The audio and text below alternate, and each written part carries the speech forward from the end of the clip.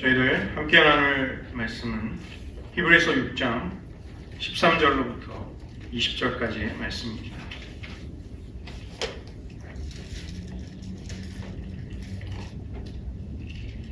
신약성서 358쪽입니다.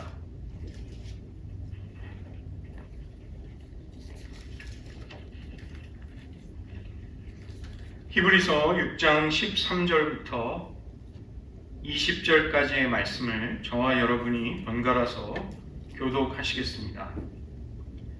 하나님이 아브라함에게 약속하실 때에 가리켜 맹세할 자가 자기보다 더 큰 이가 없으므로 자기를 가리켜 맹세하여 이를 때 내가 반드시 너에게 복주고 복주며 너를 번성하려고 번성하게 하리라 하셨더니 그가 이같이 오래 참아 약속을 받았느니라. 사람은 자기보다 더 큰 자를 가리켜 맹세하니 맹세는 그들이 간편한 모든 일에 치고 하시느니라. 하나님은 약속을 기업으로 받는 자들에게 그 뜻이 변하지 아니함을 충분히 나타내시려고 그 일을 맹세로 보증하셨나니 이는 하나님이 거짓말 하실 수 없는 이 두 가지 변하지 못할 사실로 말미암아 악공한 소망을 얻으려고 힘든 양수를 찾는 우리에게 큰 안위를 받게 하려 하십니다.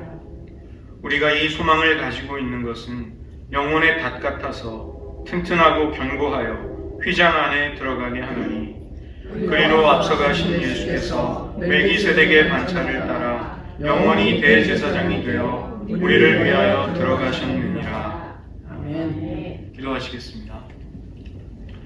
하나님, 우리에게 멜기세덱의 반차를 따라 영원히 우리를 사랑하시고 우리를 돌보시며 우리를 위해 중보하시는 예수님이 계심을 기뻐하고 감사하면서 때를 따라 돕는 은혜를 얻기 위해 언제든 은혜의 보좌 앞으로 나아갈 수 있는 주의 백성들 되게 하여 주시옵소서.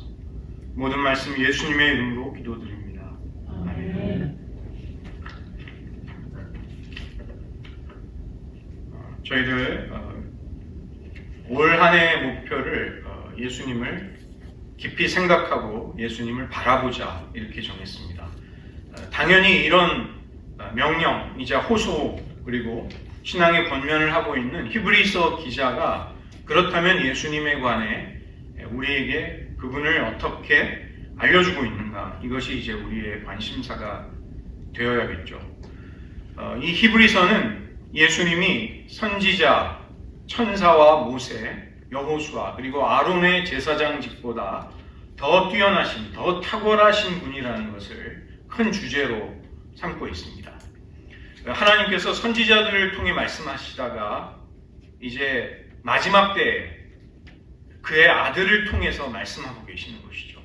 그 다음에 하나님은 천사 중에 어느 누구에게도 너는 내 아들이라, 내가 내 원수로 너의 발등상이 되게 하기까지 내 우편에 앉아 있으라, 이런 말씀을 하신 적이 없다는 것입니다.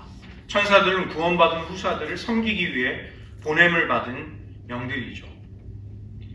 모세는 하나님의 집에 사관으로 봉사했을 뿐이지 예수님과는 그 격이 다릅니다. 예수님은 하나님의 집을 맡은 아들, 하나님의 아들로 우리가 그 견고한 소망과 믿음의 확신을 끝까지 붙잡는다면 우리가 그분의 집이다, 하나님의 집이다, 이렇게 말씀하고 있는 것입니다.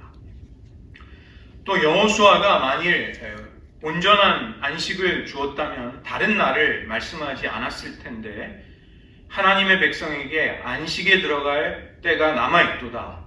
그것은 여호수아가 우리에게, 하나님의 백성에게 완전한 안식을 가져다 줄 수 없고 바로 예수님이 우리를 이끌어 완전한 안식으로 이끌어 가신다는 것이죠. 저희가 오늘 다루게 될 이 주제는 예수님의 제사장직에 관한 것입니다. 그 예수님의 제사장직은 레위 지파로부터 비롯돼서 아론의 반차를 따르는 제사장직이 아니라는 것입니다. 그 제사장직이 불완전하기 때문에 이제 멜기세덱의 반차를 따르는 또 다른 한 제사장을 하나님이 세우시는데 그분이 바로 우리의 구주 예수님이십니다.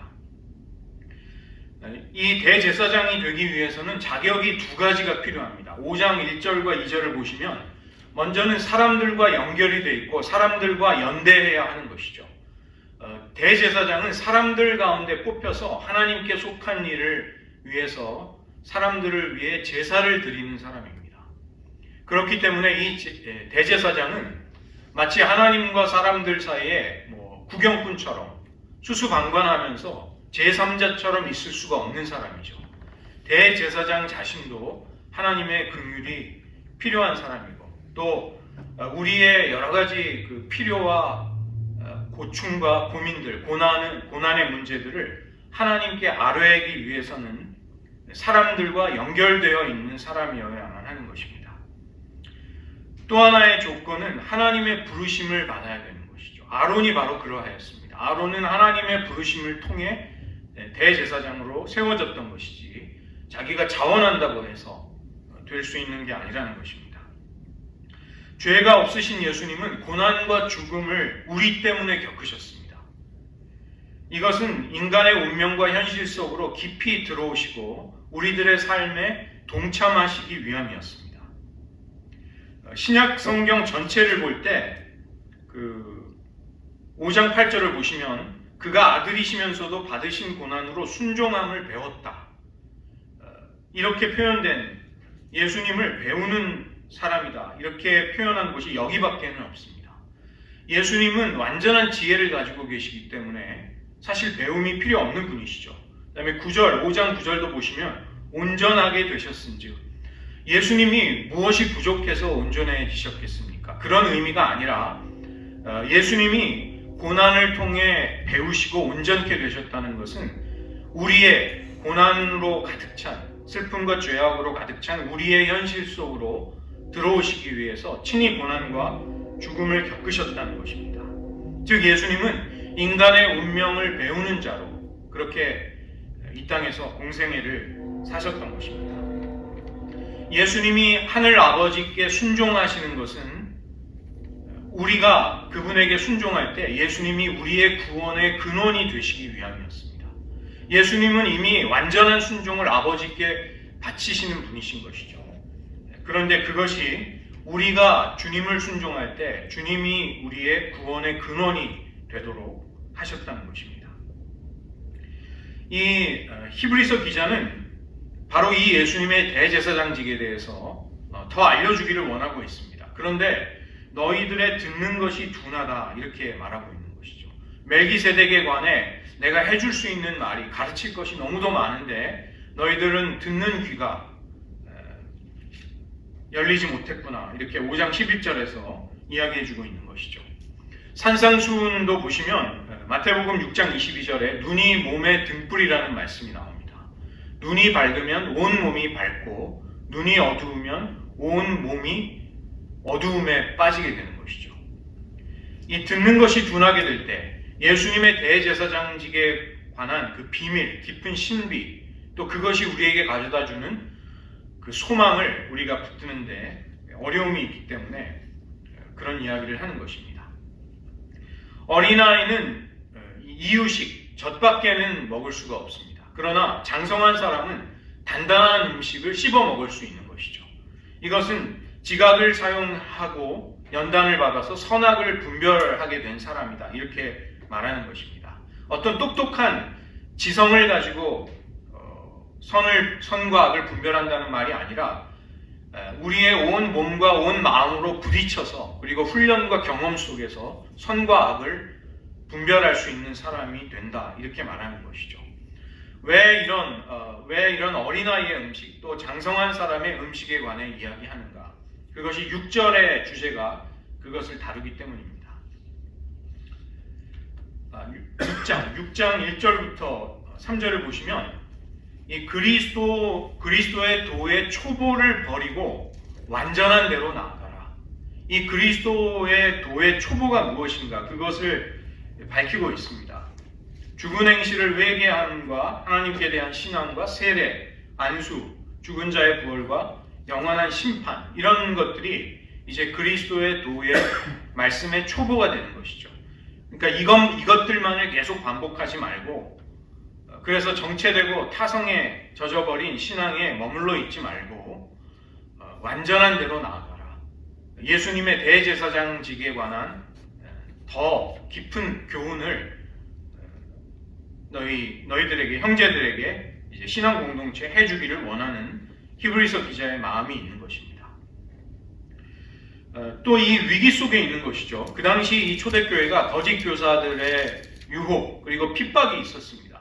그래서 믿음을 지키지 못할 때 그 소망을 굳게 붙들지 못하게 될 때 믿음에서 떠내려갈 수 있는 위험이 있었던 것입니다. 그것을 경고해주고 있는 것이죠. 6장 4절을 보시면 한번 빛을 받고 하늘의 은사를 맛보고 성령에 참여한 바가 되고 하나님의 선한 말씀과 내세의 능력을 맛보고도 타락한 자들을 다시 새롭게 하고 회개케 할 수 없다. 여기에는 두 가지의 뜻이 있는 것입니다. 성숙으로 나아가지 못하면 이 믿음을 송두리째 잃어버릴 수 있는 그럴지도 모르는 위험이 있다는 것입니다. 또 다른 뜻은 이것을 통해 격려하는 것이죠. 너희가 진정으로 내세의 능력을 맛보고 하나님의 성령의 은혜를 경험했다면 그렇게 될 수 없다. 즉 하나님을 모르는 사람이 될 수는 없다. 그렇게 격려하면서 너희가 깨어 너희 자신을 돌아보라고 이야기하고 있는 것입니다. 스위스의 개혁주의 신학자 칼 바르트라는 목사님이 계십니다. 우리 이 교회가 이제 리폼드 교회잖아요. 이 목사님도 그 개혁주의 신학자인데 이 칼 바르트라는 이 신학자가 평생 동안 공언한 바가 있습니다. 그 당시 이제 성경의 계시성과 절대성을 부정하는 자유주의 신학과 평생 싸우는 일을 했습니다. 이분이 무슨 이야기를 했냐면 불가능한 가능성, impossible possibility 이런 이야기를 했습니다. 그러니까 우리가 정말 하늘의 은사를 맛보고 성령의 비춤을 얻고 내세의 능력을 경험하고 성령의 역사에 참여한다면 타락할 수 없다는 것입니다. 진정으로 하나님을 경험한 사람이 하나님을 모르는 것처럼 불신으로 가는 것은 어렵다.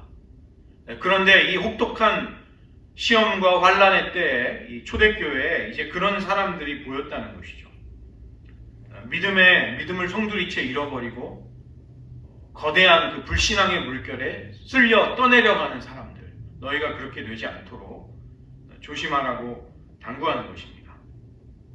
그러면서 히브리서 기자는 이보다 더 좋은 것이 있다. 구원에 속한 것이 있다. 이렇게 6장 9절에서 이야기하는 것입니다. 그 때문에 이 믿음의 공동체에 속한 형제 자매들 모두가 동일한 부지런함을 가지고 소망의 풍성함으로 나아가야 한다. 믿음과 오래 참음으로 약속들을 기업으로 하나님께 받는 사람이 되라. 이렇게 부탁하고 있는 것입니다. 저희가 오늘 읽은 이 본문이 여기에 관련되어 있습니다. 하나님의 약속을 기업으로, 유업으로 받는 자가 되라. 그것을 위해서 이제 아브라함에게 약속하시고 맹세하셨던 하나님을 설명해주고 있는 것이죠. 하나님께서 아브라함에게 복을 주시기를 기뻐하셨습니다. 그리고 그것을 약속해 주셨습니다. 땅과 자손을 약속해 주셨는데 이 약속이 분명히 이루어진다는 것을 위해서 하나님은 맹세로 그것을 보증해 주신 것입니다. 사람이 어떤 일에 맹세를 한다는 것은 그 다투는 모든 일의 최후 확정을 내리는 것이죠. 우리가 이해하기 쉽게 말한다면 우리가 내 진술, 내 법적인 진술의 정당함을 확보하기 위해서 우리가 문서에다가 서명을 하지 않습니까? 그러면 그게 법적인 효력을 가지죠. 그런 것과 비슷한 것입니다. 그래서 하나님은 약속하셨고 그 약속하신 것에 맹세로 보증을 해주신 것입니다. 오늘 본문 18절의 말씀을 보시면 하나님이 거짓말을 하실 수 없는 이 두 가지 변하지 못할 사실, 이게 바로 약속과 맹세입니다. 하나님의 약속, 하나님의 맹세는 거짓말을 할 수 없으신 하나님의 성품에서부터 나오는 것이죠. 그 때문에 이것은 마치 삼겹줄처럼, 세 겹의 줄처럼 우리들에게 하나님의 약속이 확실하게 이루어진다는 그 근거가 되는 것입니다. 전도서 4장 12절을 보시면 한 사람이면 패하고 두 사람이면 맞설 수 있거니와 세 겹줄은 쉽게 끊어지지 아니하느니라. 그래서 하나님의 약속을 우리가 붙들고 하나님의 맹세를 마음에 간직하고 그 약속과 맹세를 말씀해 주신 거짓말할 수 없으신 하나님의 신실하신 성품, 의로우신 성품, 이 세 가지가 약속과 맹세와 하나님의 성품이 우리가 약속을 굳건히 붙들 수 있는 근거가 되는 것입니다. 이것이 마치 삼겹줄처럼 세 가닥으로 엮여서 우리의 인생의 어떤 위기 속에서도 어떤 의심에도 흔들리지 않도록 만드는 것이죠. 그래서 이 소망을 가지는 것이 얼마나 놀라운가를 오늘 히브리서 기자는 우리에게 이야기해 주고 있는 것입니다. 우리가 이 소망을 가지는 것은 아브라함에게 하셨던 것처럼 하나님이 약속하시고 맹세하셨고 거짓말할 수 없으신 하나님의 성품을 통해 우리에게 보증해 주신 이 약속을 우리도 받게 된다는 것, 이것은 튼튼하고 견고한 영혼의 밭과 같다. 우리가 인생을 살아갈 때 정말 고난의 폭풍 속에 의심과 불안과 회의 속에 때로는 빠질 때가 있죠. 그때 어떻게 우리가 생존할 수 있는가? 이 영혼의 닻을 내리는 것입니다. 그러면 우리는 더 이상 견고해서 흔들리지 않는, 요동치지 않는 그리스도에게 뿌리 내린 삶을 살 수 있는 것이죠. 이것이 영혼의 닻이 되는 것입니다. 여러분, 의외로 이 그리스도인들 중에도 계속해서 신앙생활을 하다 위기를 만나는 사람들이 많이 계십니다. 우리가 뭐 이렇게 의심과 굉장히 그 회의와 갈등에 빠졌다고 해서 저 사람 믿음 없는 사람이야 라고 그렇게 단순하게 말할 수가 없습니다.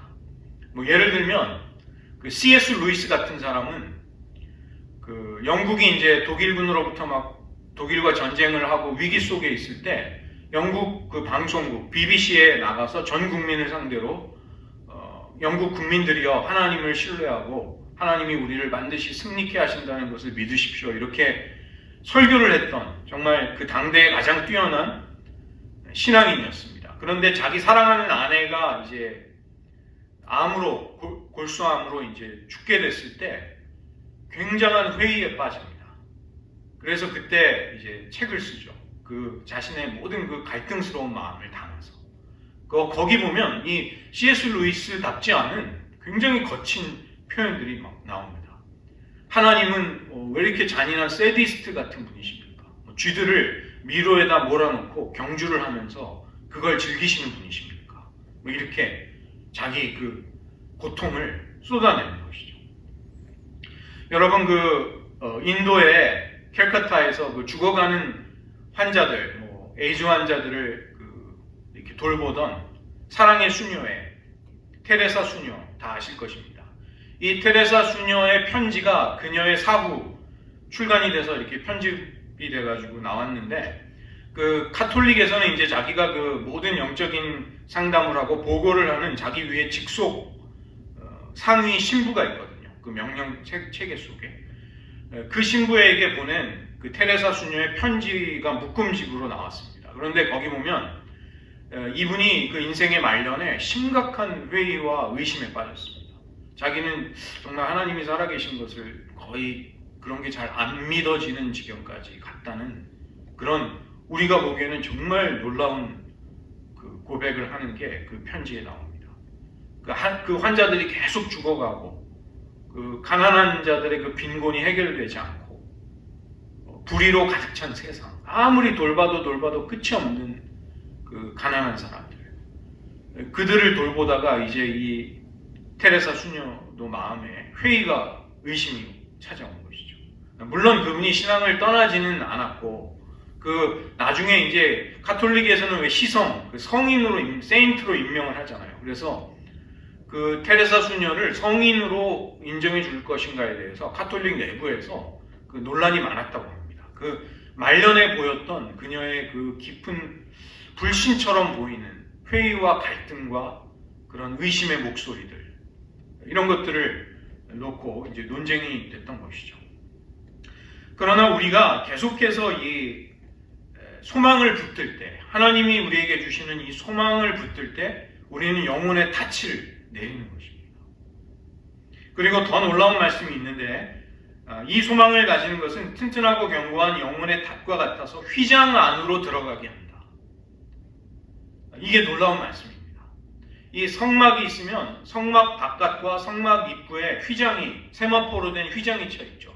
그 다음에 이 성막의 성소의 바깥들과 성막 사이에도 또 두 번째 휘장이 있습니다. 그런데 여기 지금 오늘 히브리서 본문에서 말하는 휘장은 성막 안에 있는 성소와 지성소를 가르는, 구별하는 그 세 번째 휘장을 말하는 것입니다. 예수님이 십자가에서 돌아가실 때 위에서부터 아래로 찢어진 휘장, 그것은 지성소를 가리고 있던 휘장이었습니다. 그 휘장 안으로 우리를 들어가게 한다, 이렇게 말하는 것이죠. 지성소 안에는 언약궤가 있고 그 언약궤 안에는 모세가 받은 언약의 돌판이 놓여져 있고 그 언약궤 뚜껑을 황금으로 만들어서 이렇게 날개를 서로 마주건 두 명의 그룹 천사를 거기에 조각을 합니다. 그래서 그 언약궤 뚜껑을 속죄소라고 부릅니다. 대제사장은 1년에 한 번 욤키푸르라고 부르는 대속죄일 날 피를 가지고 그 지성소 안에 들어가서 그 속죄소 위에다 언약궤 뚜껑에 제물의 피를 쏟고 하나님이 이스라엘 백성의 죄를 용서해 주시기를 거기서 구하는 것이죠. 그때가 얼마나 두렵고 떨리던지 그 대제사장이 들어갈 때 이렇게 세마포로 그 다리를 묶고 들어갔습니다. 그리고 황금 방울을 달고 들어가서 제사장이 이렇게 걸어 다닐 때마다 방울 소리가 딸랑딸랑 나도록 했습니다. 만약에 하나님의 진노를 사서 대제사장이 하나님의 그 두려운 임재 앞에서 그냥 죽어버리면 누가 들어가서 꺼낼 수가 없잖아요. 지성소에 들어갈 수가 없으니까 사람들이 뒤에서 끌어당기도록 그 세마포를 다리에다 묶고 들어갔다고 합니다. 그래서 지성소에 들어갔던 대제사장이 나올 때까지 이스라엘 모든 나라 사람들은 숨을 죽이고 대제사장이 살아서 나오면 이제 하나님의 속죄, 하나님의 용서가 선포가 되는 것이고 대제사장이 죽으면 큰일이 나는 것이죠. 그래서 숨을 죽이고 대제사장이 그 지성소에서 나오는 것을 기다렸다고 하죠. 무슨 이야기냐면 그 지성소는 하나님의 거룩하고 두려운 임재가 계시는 곳입니다. 그런데 오늘 말씀을 보면 우리가 이 소망을 가지는 것은 튼튼하고 견고한 영혼의 닷과 같아서 휘장 안으로 우리를 들어가게 한다는 것입니다. 우리가 이 소망을 붙들고 사는 것은 하나님의 임재 앞으로 들어가게 하는 것이죠. 하나님을 모시고 하나님의 얼굴빛 앞에서 살아가게 하는 것입니다.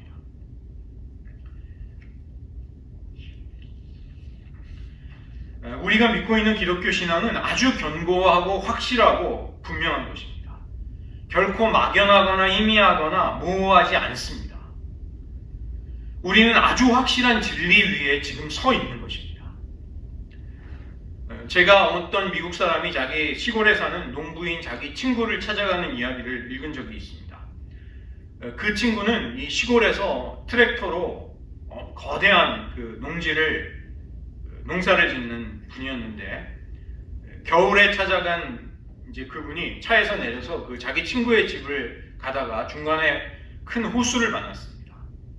그런데 그 친구가 이제 그 거대한 트랙터를 엄청나게 큰 그 트랙터를 탱크같이 생긴 트랙터를 몰고 자기를 맞으러 나오는데 얼음이 언 호수 위를 그냥 건너왔다고 합니다. 그래서 이분은 그 호수가 꺼질까봐 주저앉을까봐 막 두려움에 가득 찼는데 그 농부는 왜 두려워하냐고, 왜 염려하냐고, 이 호수가 밑으로 몇 미터가 얼어붙는지 네가 아느냐. 그래서 이런 트랙터가 여러 대가 다녀도 끄떡이 없다. 그렇게 이야기를 하는 것이죠. 그것은 이제 비유를 하자면 그 트랙터를 모는 농부는 이 소망을 굳게 붙들고 살아가는 신자를 말하는 것이고 그 얼음이 꺼질까봐 두려워하는 그 신자, 그 친구는 이제 이 소망을 붙들지 못해서 전전긍긍하는, 두려워하는, 이게 걱정하고 염려하는 신자의 모습에 비유가 되는 것입니다. 우리에게는 우리를 깊이 이해하고 공감해 주시는, 우리의 모든 아픔을 몸소 체험하신 대제사장이 계십니다. 그분은 하나님이 세우신 분이십니다. 스스로 영광을 취하시지 않고 아론과 같이 하나님이 너는 영영이 멜기세덱의 반차를 따라 영원히 대제사장이라고 세우신 바로 그런 분이신 것이죠. 베드로전서 3장 15절을 보면 너희 마음에 그리스도를 주로 삼아 거룩하게 하고 너희 안에 있는 소망에 관한 이유를 묻는 자들에게 대답할 것을 항상 준비하되 온유와 두려움으로 하라. 이렇게 베드로 사도가 베드로전서 3장 15절에서 말씀하고 있습니다. 우리 안에 이 소망에 관한 이유가 선명해야 한다는 것이죠. 그래서 너는 어떻게 그렇게 소망이 가득 차서 어떻게 그 절망 중에도 불평하거나 원망하지 않고 늘 감사하면서 기쁨으로 살아갈 수 있느냐? 우리 안에 있는 소망에 관한 이유를 사람들이 물어보는 일이 생겨야 한다는 것입니다. 그리고 그것은 바로 예수님 때문이다. 대제사장이신 영원히 나를 사랑하고 돌보아 주시는 예수님, 대제사장이 계시기 때문이다. 우리의 소망의 근거와 이유를 대답하라는 것입니다. 이 멜기세덱의 반차를 따르는 예수님의 대제사장직에 관해서 히브리서 7장이 이야기해주고 있는 것이죠. 이 멜기세덱이라는 인물은 창세기 14장과 시편 110편 4절 두 군데에만 나오는 아주 신비스러운 인물입니다. 아버지도 없고 어머니도 없고 시작도 없고 끝도 없고 족보도 없고 마치 하나님의 아들과 방불한 아주 신비스러운 인물. 창세기 14장을 보면은 그 조카 롯이 가나안 왕들의 전쟁에 휘말려서 포로로 잡혀가자 아브라함이 조카 롯을 구출해 오는데 성공합니다. 그래서 그 전쟁에서 얻은 전리품을 가지고 와서 제사장에게 바치는데 이 아브라함을 맞으러 나온 제사장이 바로 멜기세덱이었습니다. 이 멜기세덱이라는 말 자체가 멜레크 그리고 세덱이라는 말은 ጼ덱 그 합성어죠. 그래서 멜레크는 왕이란 뜻이고 ጼ덱은 의란 뜻이기 때문에 이 멜기세덱이라는 말은 의의 왕이라는 뜻입니다. 그 다음에 이 멜기세덱은 또 살렘 왕이었습니다. 살렘이라는 곳을 다스리는 왕이었기 때문에 살렘은 샬롬에서 왔죠. 그래서 평강의 왕이기도 한 것입니다. 멜기세덱은 의의 왕이면서 평강의 왕 그리고 지극히 높으신 하나님의 제사장이었습니다. 바로 예수님을 우리에게 예표로 보여주는 그런 인물인 것이죠. 그런데 이 아브라함이 11조를 바칠 때 아직 레위는 태어나지도 않았습니다. 이스라엘 모든 지파로부터 자기 형제들로부터 11조를 받는 레위는 아직 태어나지도 않았을 때 아브라함이 멜기세덱에게 11조를 바친 것이죠. 그러면 이것을 히브리서 기자는 어떻게 해석하냐면 레위도 아브라함과 함께 아브라함의 허리에 들어있던 아직 태어나지도 않은 레위도 멜기세덱에게 11조를 바친 것이다. 즉 레위의 제사장직보다 아론의 대제사장직보다 멜기세덱의 대제사장직이 더 높다는 것입니다. 그리고 아브라함에게 이 멜기세덱은 축복을 빌어주는 것이죠. 높은 자가 낮은 자에게 복을 빌어주는 것입니다. 이것을 통해서 우리는 이 멜기세덱의 제사장 직분이 바로 예수님의 영원한 제사장 직분을 거기서 보여주고 있는 것입니다. 레위 계통의 아론의 반차를 따르는 제사장이 아니라 다른 한 제사장이 필요하다고 말씀하고 있습니다. 그 때문에 예수님은 레위 지파가 아닌 유다 지파에서 나신 것이 분명하다. 이 유다 지파는 레위와 아무 관계가 없습니다. 그렇지만 예수님은 유다 지파에서 나신 것이죠. 시편 110편 4절이 바로 예수님을 예언하는 말씀이었습니다. 내가 영원히 멜기세덱의 반차를 따르는 제사장이라.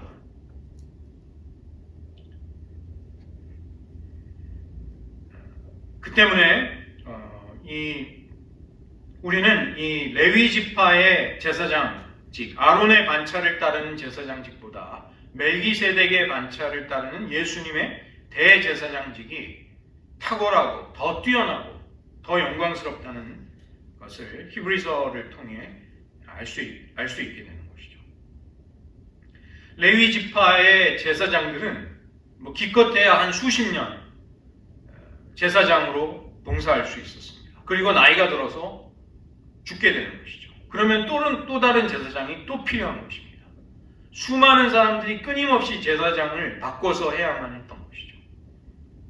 그 다음에 레위 지파의 제사장들은 자기 자신도 죄인이기 때문에 자기의 죄를 위한 속죄 제를 반드시 드려야만 했습니다. 그 다음에라야 백성들을 위한 제사를 드릴 수 있었습니다. 그러나 예수님은 멜기세덱의 반차를 따르는 영원한 대제사장이십니다. 영원한 생명의 능력으로 예수님은 우리를 위해 언제나 하나님 앞에 나아가 우리를 중보하시고 우리와 하나님의 관계를 인도해 주시는 것이죠.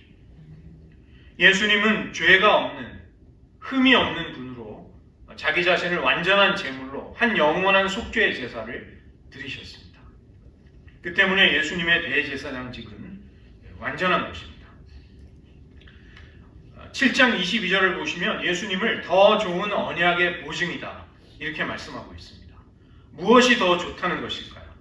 옛 언약보다, 그리고 율법을 통해서 우리에게 오는 은혜보다, 성막과 성전의 제사 제도보다, 그리고 아론의 반차를 따르는 제사장들의 사역보다 예수님의 대제사장의 사역이 더 탁월하게 하나님의 은혜를 우리에게 가져오게 되는 것입니다.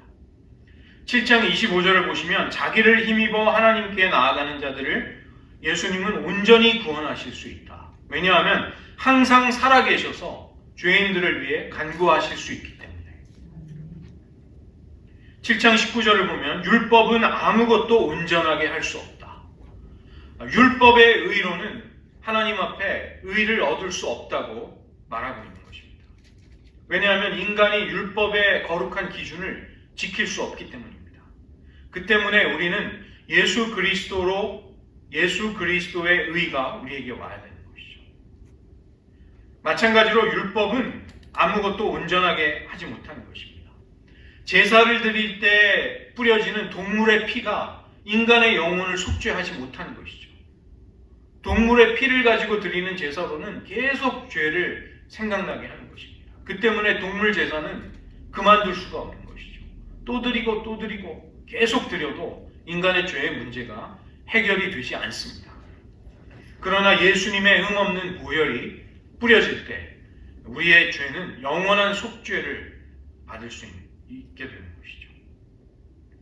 7장 19절도 보시면 제가 그 구절을 읽겠습니다. 율법은 아무것도 온전하게 못할지라 이에 더 좋은 소망이 생기니 이것으로 우리가 하나님께 가까이 가느니라. 예수님이 우리에게 주시는 소망을 더 좋은 소망이라고 말씀하고 있습니다. 그리고 이 더 좋은 소망이 우리를 하나님께 가까이 가게 한다. 우리가 오늘 읽은 본문의 말씀과 똑같은 것입니다. 우리에게 이 소망이 있는 것은 우리를 휘장 안으로 들어가게 한다. 하나님께 더 가까이 가게 한다. 예수님이 우리의 대제사장이 되실 때 우리는 하나님의 임재 앞에서 살아갈 수가 있습니다.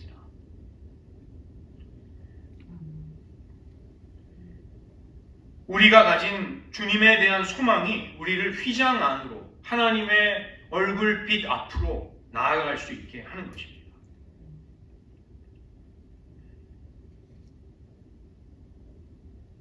빅터 프랭클이라는 심리학자가 그 나치 수용소에서 그 끔찍한 지옥 같은 체험을 하고 나서 책을 썼습니다. 다행히 살아남아서 죽음의 수용소에서라고 번역이 된 책인데 Man's Search for Meaning이 그 원래 뜻입니다. 의미를 추구하는 인간의 탐구. 그게 이제 그 책의 원래 제목인데 번역은 죽음의 수용소에서 이렇게 번역이 됐죠. 그 당시 그 포로들은 성탄절이 되면 1944년 성탄절쯤이 되면 그 포로에서 해방이 되고 집으로 돌아갈 수 있을 거라는 막연한 소망을 가진 사람들이 그 수용소 안에 많이 있었습니다. 그런데 시간이 지나서 성탄절이 됐는데도 나치 수용소에서 풀려나지 못하게 됐습니다. 그러자 어떤 일이 생겼냐 하면 1944년 성탄절부터 1945년 1월 1일 새해 그 일주일 동안 수많은 포로들이 그만 죽어버렸습니다.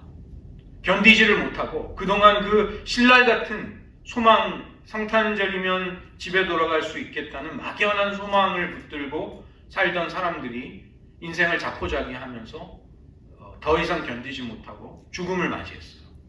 그게 그 빅터 프랭클의 책 속에 나옵니다. 또 나치가 많은 사람, 수만 명의 사람들을 수용했던 폴란드의 다른 수용소에서 일어났던 또 다른 사건도 있습니다.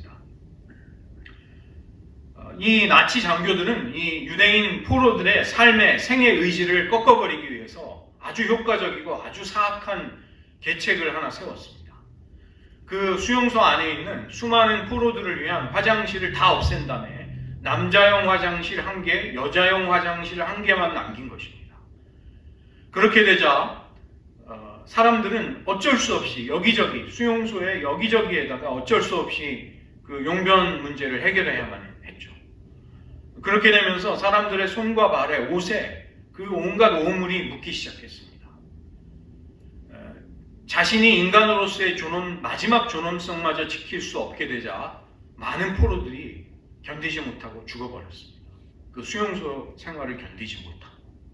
그런데 그때 끝까지 살아남아서 연합군이 그 수용소를 해방할 때까지 생존할 수 있었던 소수의 사람들이 있었습니다. 그들은 어떤 일을 했냐면 하루에 한 번 배급이 되는 작은 그 커피가 있었는데 커피를 다 마시지 않고 절반을 마신 다음에 절반을 가지고서는 세수를 했습니다. 얼굴을 닦았습니다. 그리고 남자들은 그 유리 조각을 그 땅 속에서, 흙 속에서 찾아서 그걸로 면도를 했습니다. 왜냐하면 나치 장교들이 볼 때 얼굴빛이 안색이 좋지 않고 초췌하면 그 사람들을 먼저 가스실로 보냈기 때문에. 그렇게 살아남고자 소망을 버리지 않았던 사람들, 소수의 사람들이 이제 살아남을 수 있었던 것이죠. 빅터 프랭클도 나중에 그 죽음 같은 수용소 체험을 하고 나서 로고 테라피라는 그 심리 치료 요법을 개발하게 됩니다. 의미 요법. 사람이 어떤 극한 상황에도 살아갈 이유가 단 한 가지라도 있으면 살 수 있다. 그걸 가지고 이제 심리학의 중요한 굉장히 탁월한 그 치료법을 개발한 것입니다. 사도 바울은 데살로니가 교회를 위해서 항상 기도하는 것이 있었습니다. 너희의 믿음의 역사와 사랑의 수고와 소망의 인내를 기도할 때 내가 늘 기억한다. 데살로니가 교회는 참 칭찬받을 만한 교회였습니다. 그들에게는 믿음이 있었기 때문에 역사가 일어날 수 있었고 사랑이 있었기 때문에 서로를 위한 희생적인 수고가 있었습니다. 그 다음에 우리 주 예수 그리스도에 대한 소망, 이 소망을 가졌기 때문에 이 데살로니가 교회는 인내할 수 있었던 것이죠. 우리가 소망을 가지고 있을 때, 소망을 붙들고 있을 때 우리는 인내할 수 있게 됩니다. 그러나 그 신랄 같은 소망, 그 다음에 그 소망의 근거가 굳건하고 견고하지 못해서 흔들려 버리거나 사라져 버리는 소망, 막연한 소망, 이것을 붙든 사람들은 견디지를 못하게 되는 것이죠.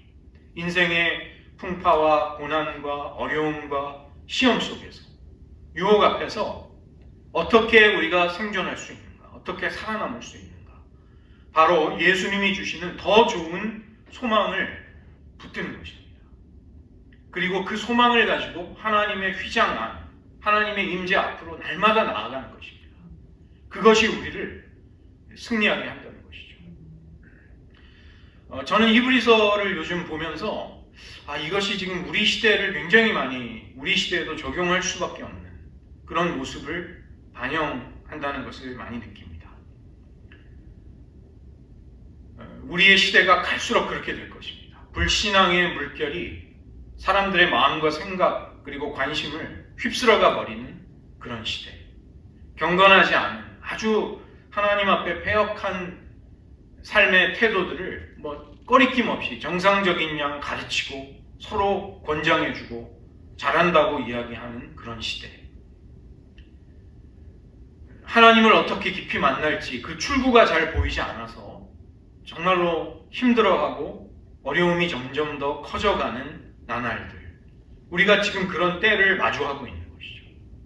우리 교회도 위기가 있고 어려움이 많이 있습니다. 이 지역교회만의 문제가 아닙니다. 이민교회 전체의 문제이고 한국교회의 문제이고 이 온 세상의 신자들이 지금 마주하고 있는 그런 문제인 것이죠. 히브리서 기자가 오늘 왜 그렇게 염려를 하고 걱정을 할까요? 하늘의 신령한 은사를 맛보고 하늘의 빛과 계시를 받고 내세의 능력을 맛보고 그러고도 타락한 사람들, 그러고도 믿음을 던져버리는 사람들이 있을까 두렵다. 너희들이 그리스도의 도의 초보에 머물러 있지 말고 완전한 대로 나아가야 한다. 너희들의 신앙이 정체되고 성장하지 못하고 깊어지지 못한다면, 더 깊은 소망의 이유, 더 확고한 너희들의 믿음의 근거를 붙드는 법을 모르게 된다면 어쩌면 너희들도 휩쓸려가고 떠내려갈지도 모르겠다. 그것을 경고하고 있는 것입니다. 우리의 어르신 세대들 정말 교회를 사랑하셨습니다. 저희 부모님, 저희 어머니 결혼 반지, 가락지, 애시당초 교회 건축할 때 다 내셨어요. 저희 어머니만 그런 게 아니라 우리 어르신 세대는 다 그렇게 교회를 사랑했습니다. 그리고 교회와 더불어 그냥 소박하지만 행복을 느끼고 거기서 공동체를 경험하고 그렇게 살아올 수 있었어요. 그런데 지금 어떨까요? 지금 젊은 세대들, 지금 어린 세대들이 이전 세대들과 같은 신앙생활을 아마도 못할 것입니다. 많은 것이 바뀌었습니다.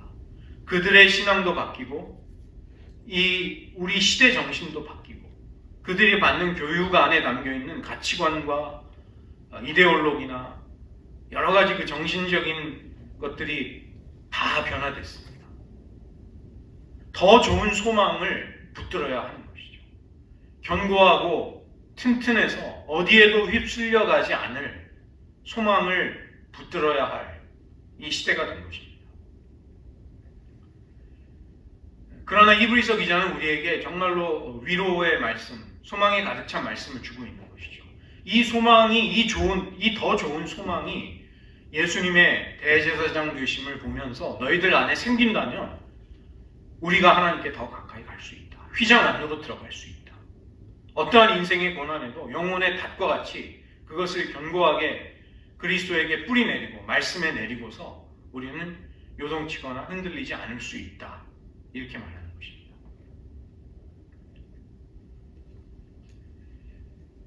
이 시간 저희들 말씀을 의지하면서 잠시 기도하기를 원합니다. 히브리서 기자는 우리에게 하나님의 약속을 다시금 떠올릴 것을 우리에게 촉구하고 있습니다. 그리고 그 약속이 하나님 자신의 이름을 통해서 맹세로 보증되었다는 사실을 우리에게 다시금 상기시켜주고 있습니다. 하나님의 약속과 하나님의 맹세는 거짓말할 수 없으신 하나님의 성품으로 인해 뒷받침되고 있는 것이죠. 바로 이 약속과 맹세와 하나님의 성품은 우리가 소망을 잃어버리지 않을 수 있는 삼겹줄, 세 겹의 줄과도 같은 것입니다. 우리 가운데 여러 가지 의심과 불신과 연약함과 회의가 있었다면 여러분의 마음을 한번 주님 앞에 토로하시기를 원합니다. 주님, 제가 주님 앞에 가졌던 모든 연약함들을 다시금 내려놓고 하나님의 약속과 하나님의 맹세하심과 거짓말할 수 없으신 하나님의 성품을 붙들겠습니다. 그 확고한 소망 위에 서게 하여 주시옵소서. 잠시 기도하시겠습니다.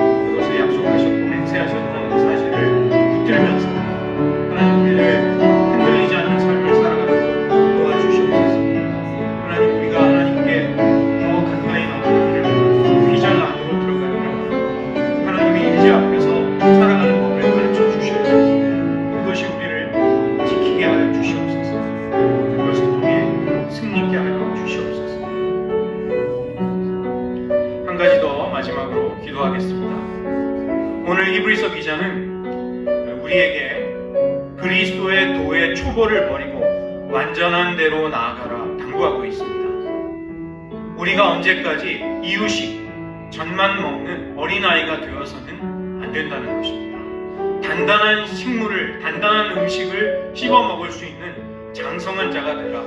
지각을 사용함으로 연단을 받아 선악을 분별할 수 있는 사람이 되라. 우리가 신앙이 성장하지 않는 것에 대해 아무런 갈등이 없다면 그것이야말로 우리는 큰 위기를 만난 것입니다. 우리는 고민해야 합니다. 왜 내 신앙이 새로워지지 않을까? 왜 교회가 새로워지지 않을까? 내 신앙이 왜 깊어지지 않을까? 하나님의 임재 앞에, 더 깊은 하나님의 얼굴빛 앞에 나아가는 것이 왜 나에게는 잘 되지 않을까? 하나님, 이 문제를 해결하여 주시옵소서. 우리가 얕은 물가에서 머무는 것이 아니라 하나님의 은혜의 깊은 곳으로 나아갈 수 있도록 도와주시옵소서. 그리스도의 도의 초보를 버리고 완전한 대로 나아가라는 히브리서 기자의 당부를 기억하시면서 하나님, 그 말씀대로 우리가 나아가게 해 주시옵소서. 함께 기도하시겠습니다. 우리의 신앙이 정체되고 가서지셔서 제자리에 머물러 있지 않도록 도와주시옵소서. 우리가 더 깊은 자리로 나아가도록 도와주시옵소서.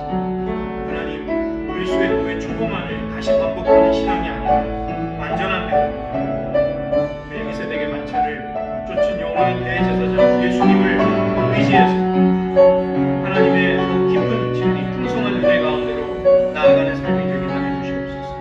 우리의 신앙이 정체되고 멈추었다면 그것이야말로 큰 위기임을 깨달으며 하나님 앞에 더 간절히 기도할 수 있게 하시고 교회가, 또 신앙 공동체가, 나라와 민족이 이 위기를 극복할 수 있도록 하나님 은혜 베풀어 주시옵소서.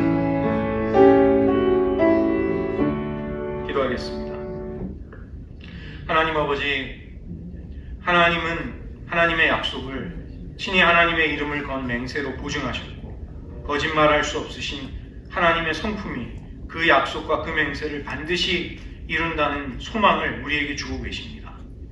이 소망이 있는 것은 튼튼하고 견고한 영혼의 탑과 같아서 우리가 흔들리고 우리가 연약해질 때마다 믿음의 중심을 잡을 수 있게 해주며, 이 소망을 우리가 붙들 때 우리는 휘장 안으로 들어가 하나님의 임재 앞에 거할 수 있다는 것을 히브리서 기자는 말씀해주고 있습니다. 하나님, 우리가 언제까지 연약한 신앙, 회의와 의심과 불신에 흔들리고 조금만 나의 마음이 상해도 믿음의 활력과 기쁨을 잃어버리는 신앙 안에 머물러 있어서야 되겠습니까? 하나님, 우리를 불쌍히 여겨주시옵소서. 우리가 그리스도의 도의 초보를 버리고 더 완전한 대로 나아갈 수 있도록 은혜를 베풀어 주시옵소서. 하나님, 우리 안에 있는 소망에 관한 이유를 주변 사람들이 아무도 묻지 않는다면 우리의 신앙을 어찌 자랑스럽게 주님을 기쁘게 해드릴 수 있는 신앙이라고 말할 수 있겠습니까?